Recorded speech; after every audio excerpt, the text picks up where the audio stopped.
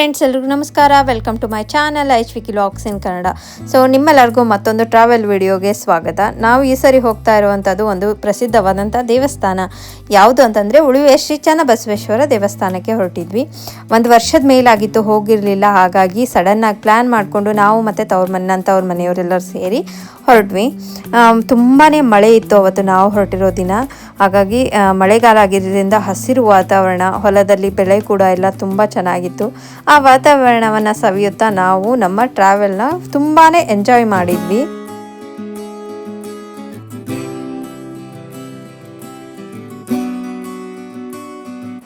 ಹಳಿಯಾಳ್ಗಿಂತ ಮುಂಚೆ ಕೇಕೆಹಳ್ಳಿ ಅನ್ನುವಂಥ ಒಂದು ಹಳ್ಳಿ ಬರುತ್ತೆ. ಇಲ್ಲಿ ನಿತ್ಯಾನಂದ ಸ್ವಾಮಿಗಳು ಮತ್ತು ಸಿದ್ಧಾರೂಢ ಸ್ವಾಮಿಗಳ ಮಠ ಇದೆ. ನಮಗೆ ದಾರಿಯಲ್ಲಿ ಹೋಗ್ತಾನೆ ಕಾಣಿಸುತ್ತೆ. ತುಂಬ ಮಳೆ ಇದ್ದಿದ್ದರಿಂದ ನಾವ್ಯಾರೂ ಕೆಳಗಡೆ ಇಳಿಲಿಲ್ಲ. ದೂರದಿಂದ ನಮಸ್ಕಾರ ಮಾಡಿಕೊಂಡು ಹೊರಟ್ವಿ. ತುಂಬ ಚೆನ್ನಾಗಿತ್ತು ಮಠ. ತುಂಬಾ ಧಾರಾಕಾರವಾದಂತಹ ಮಳೆ. ಈ ಸರಿ ಮಳೆ ಸ್ಟಾರ್ಟ್ ಆಗಿದ್ದೇ ಸ್ವಲ್ಪ ಲೇಟಾಗಿ, ಜೂನಲ್ಲಿ ಸ್ಟಾರ್ಟ್ ಆಗಬೇಕಾಗಿತ್ತು, ಜುಲೈಯಲ್ಲಿ ಸ್ಟಾರ್ಟ್ ಆಗಿದೆ. ಸೊ ಹಾಗಾಗಿ ಮಳೆಗಾಲನ ಎಂಜಾಯ್ ಮಾಡ್ತಾ ಇದ್ದೀವಿ ಎಲ್ಲರೂ.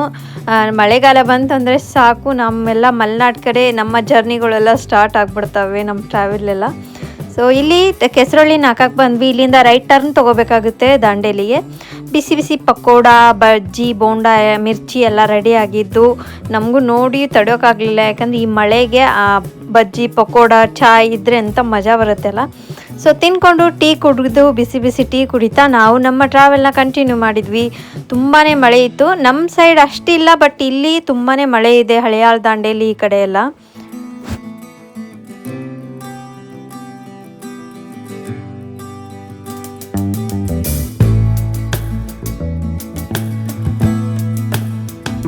ದಾಂಡೇಲಿಯ ಪ್ರಸಿದ್ಧವಾದಂತಹ ಕಾಳಿ ನದಿಯ ಬ್ರಿಡ್ಜ್ ಮೇಲೆ ಹಾದು ಹೊರಟಿದ್ದೀವಿ.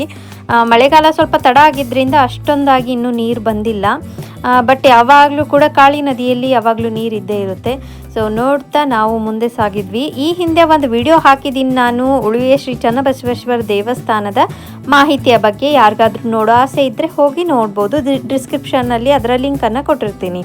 ತುಂಬಾ ಲೇಟ್ ಆಯಿತು ನಾವು ಹೋಗಿ ತಲುಪೋದು. ಮಳೆ ಕೂಡ ತುಂಬಾ ಜಾಸ್ತಿ ಇತ್ತು. ಹಾಗಾಗಿ ನಾವು ರಾತ್ರಿ 9 ಗಂಟೆ ಆಗಿತ್ತು ಉಳುವಿನ ಹೋಗಿ ತಲುಪಿದಾಗ. ನಾನು ರಾತ್ರಿ ಯಾವುದು ಜಾಸ್ತಿ ವಿಡಿಯೋ ಕಂಟಿನ್ಯೂ ಮಾಡೋಕ್ಕೆ ಹೋಗಲಿಲ್ಲ, ಯಾಕಂದರೆ ತುಂಬಾ ಸುಸ್ತಾಗಿತ್ತು. ಮಳೆ ಕೂಡ ತುಂಬ ಜಾಸ್ತಿ ಜೋರಾಗಿ ಬರ್ತಾಯಿತ್ತು. ಹಾಗಾಗಿ ರೂಮ್ಗೆ ಹೋಗಿ ಮತ್ತೆ ಬಂದು ಪ್ರಸಾದ ಊಟ ಇತ್ತು, ಊಟ ಮುಗಿಸ್ಕೊಂಡು ಹೋಗಿ ಮಲ್ಕೊಂಡ್ಬಿಟ್ವಿ. ಮತ್ತು ನಾನು ನೆಕ್ಸ್ಟ್ ಡೇ ಬೆಳಗ್ಗೆ ಎದ್ದು ವಿಡಿಯೋನ ಕಂಟಿನ್ಯೂ ಮಾಡಿದ್ದೀನಿ.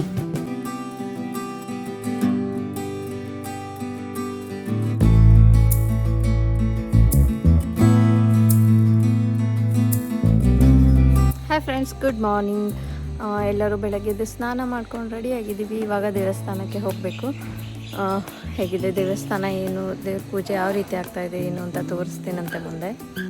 ಇದು ನಾವು ಉಳ್ಕೊಂಡಿರುವಂಥ ಯಾತ್ರಿ ನಿವಾಸ, ಜ್ಞಾನಜ್ಯೋತಿ ಬಸವೇಶ್ವರ ಯಾತ್ರಿ ನಿವಾಸ ಅಂತ. ರೂಮ್ಗಳೆಲ್ಲ ಸ್ಪೇಷಿಯಸ್ ಆಗಿ ತುಂಬ ಚೆನ್ನಾಗಿದೆ. ಈ ಥರ 2 ಬೆಡ್ ಕೊಟ್ಟಿರ್ತಾರೆ, ಚಾಪೆ, ದಿಂಬು ಎಲ್ಲ ಕೊಟ್ಟಿರ್ತಾರೆ. ಒಂದು ರೂಮಲ್ಲಿ 5 ಜನ ಉಳ್ಕೊಳ್ಳುವಂಥ ಅವಕಾಶ ಇರುತ್ತೆ. ನಾವು 2 ರೂಮ್ ಮಾಡಿದ್ವಿ. ಮಮ್ಮಿ ಅಪ್ಪಾಜಿ ಅವರೆಲ್ಲ ಒಂದು ರೂಮಲ್ಲಿದ್ದರು, ನಾವು ಒಂದು ರೂಮಲ್ಲಿದ್ವಿ. ಸೊ ಎಲ್ಲರೂ ದೇವಸ್ಥಾನದ ಹತ್ರ ಬಂದ್ವಿ. ಮಳೆ ಮಾತ್ರ 5 ನಿಮಿಷನೂ ನಿಲ್ತಾ ಇರಲಿಲ್ಲ, ಅಷ್ಟೊಂದು ಮಳೆ ಬರ್ತಾಯಿತ್ತು. ರಾತ್ರಿ ಕೂಡ ತುಂಬಾ ಜೋರಾಗಿ ಮಳೆ ಬರ್ತಾಯಿತ್ತು. ಸೊ ಎಲ್ಲರೂ ರೆಡಿಯಾಗಿ ಹೊರಟಿದ್ದೀವಿ. ಆಗ ದೇವಸ್ಥಾನದ ಹತ್ರ ಬಂದ್ವಿ.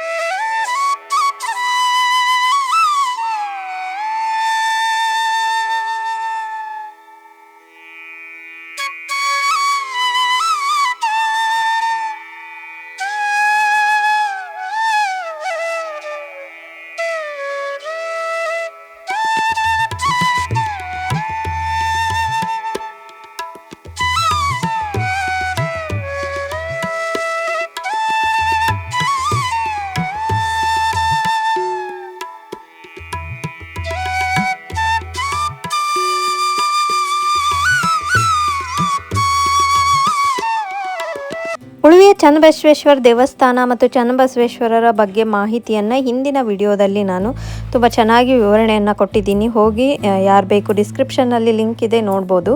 ಸೊ ನಾವು ರಾತ್ರಿ ವಿಡಿಯೋ ಮಾಡೋಕ್ಕಾಗಲಿಲ್ಲ ಪ್ರಸಾದ್ ಹಾಲ್ದು. ಇದು ಹೊಸದಾಗಿ ನಿರ್ಮಿಸಿರುವಂಥ ಪ್ರಸಾದದ ಹಾಲ್. ನಾವು ಈ ಸರಿ ಬಂದಾಗ ಇಲ್ಲಿ ಊಟಕ್ಕೆ ನೀಡ್ತಾಯಿದ್ರು. ಬೆಳಗ್ಗೆ ಟಿಫಿನ್ಗೆ ಅಂತ ಬಂದ್ವಿ. ಉಪ್ಪಿಟ್ಟು ಮತ್ತು ಶಿರಾ ಮಾಡಿದ್ರು. ಬಟ್ ನಾವು ಹೋಗೋಷ್ಟರಲ್ಲಿ ತುಂಬ ಲೇಟ್ ಆಗಿತ್ತು, ಖಾಲಿ ಆಗ್ತಾ ಬಂದಿತ್ತು. ಎಲ್ಲರೂ ಸ್ವಲ್ಪ ಪ್ರಸಾದ ಅಂತ ತೊಗೊಂಡ್ವಿ. ಹಾಕಿಸ್ಕೊಂಡು ತಿಂದು ನೆಕ್ಸ್ಟ್ ಹೋಟ್ಲಿಗೆ ಬಂದು ಪೂರಿ ಇಡ್ಲಿ ಯಾರ್ಯಾರಿಗೇನು ಬೇಕು ಎಲ್ಲ ತೊಗೊಂಡು ನಾಷ್ಟ ಮುಗಿಸ್ಕೊಂಡ್ವಿ. ನಂತರ ನಾವು ಅಲ್ಲಿಂದ ಹೊರಟು ಉಳುವಿಯಲ್ಲಿನೇ ವೀರಭದ್ರೇಶ್ವರ ಸ್ವಾಮಿ ದೇವಸ್ಥಾನನೂ ಕೂಡ ತುಂಬಾ ಪ್ರಸಿದ್ಧ. ಇಲ್ಲಿ ಸ್ವಲ್ಪ ಬೆಟ್ಟದ ಮೇಲೆ ಇದೆ, ಅಲ್ಲಿಗೆ ಬರಬೇಕು. ನಿಸರ್ಗ ವಾತಾವರಣ ಹಸಿರಾಗಿ ತುಂಬ ಚೆನ್ನಾಗಿ ಕಾಣಿಸ್ತಾ ಇತ್ತು. ಮುಂದ್ಗಡೆ ಇಲ್ಲೇ ದೇವಸ್ಥಾನದಿಂದ ಸ್ವಲ್ಪ ಮುಂದ್ಗಡೆ ಬರಬೇಕು, ಒಂದು 1 ಕಿಲೋಮೀಟ್ರ್ ಆಗುತ್ತೆ. ಇಲ್ಲೇ ಇದೆ. ಪ್ರತಿ ಸಾರಿ ಬಂದಾಗ ಇದು ಕೂಡ ವೀರಭದ್ರೇಶ್ವರ ಸ್ವಾಮಿ ದೇವಸ್ಥಾನ ತುಂಬಾ ಪವರ್ಫುಲ್ ದೇವಸ್ಥಾನ. ಬಂದು ಇಲ್ಲಿ ಕೂಡ ಎಲ್ಲರೂ ದರ್ಶನ ತಗೊಂಡ್ವಿ.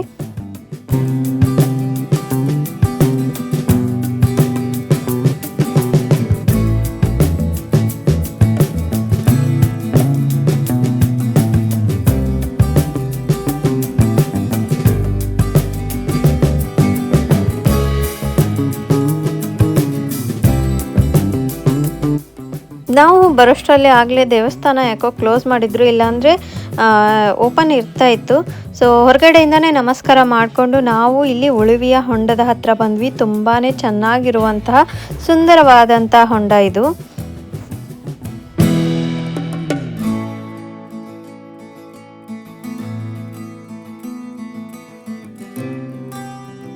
ನಂತರ ನಾವು ಬಂದಿದ್ದು ಎತ್ತಿ ಕಾಯುವ ಬಸವಣ್ಣ ಅನ್ನುವಂತಹ ಒಂದು ಗುಡಿಗೆ.